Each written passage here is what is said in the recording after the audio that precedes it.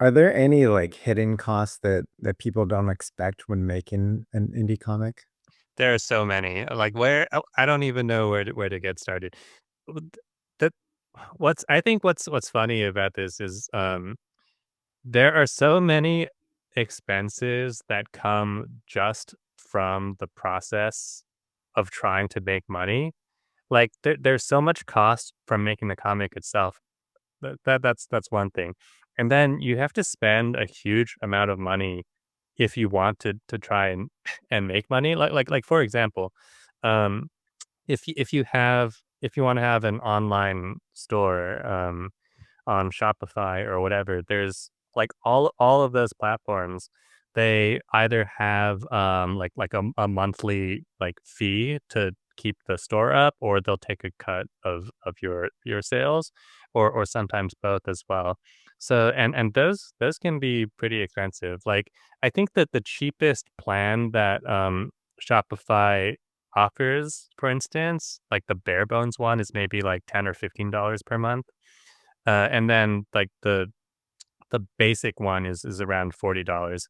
And I was using that one for a while, but it was basically impossible for me to, break even on just the fee of hosting the store at when when I was at a very like, when I was just starting out, because when I launch an issue, then I can get some sales, but I'm not making sales in the random off months, right? So that's one instance in which there's some costs. And other than that, if you want to sell comics, like if you want a table at a convention, for instance, it'll usually cost, like, let's say, probably at least $100 usually, to get a table spot at a convention, and it definitely scales up from there. Like, a lot of the mid-sized ones, table fee will be maybe $300 or $400 for a weekend.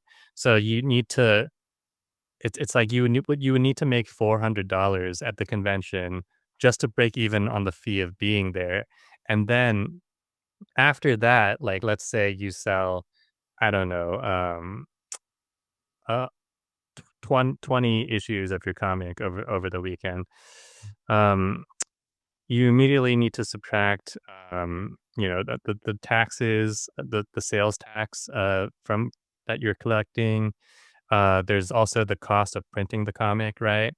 And if you're the writer who, paid, an artist to draw the comic, that's like a huge cost, to consider as well before you get anywhere close to breaking even. So those are some of the, like, the side costs of making the comic. But even when you're looking at just the comic itself, I'd say some of the less obvious costs are, in addition to the art pages, sometimes you want to design, yeah some like the interior cover page, for instance, like what I have here, for instance, like the credits page, essentially. If you want to make that look nice, you would hire a graphic designer for that. So that that costs a bit more. The logo for the cover is something that you can commission separately, and there are just a lot of small things that add up. Like here, on a more recent issue, I have my Princess Royale series. This has like my tortoise and hare logo. That's something that I commissioned separately as well, and that was maybe uh like $200, I think. And but now that I have it, I can just use that on everything forever. So that was kind of a one time cost, but yeah, there's just a lot of things that you'll this kind of an onslaught of costs. Yeah, it sounds so crazy, but to try to make money, you gotta spend money, but you also just wanna, like, break even and share your product with the world.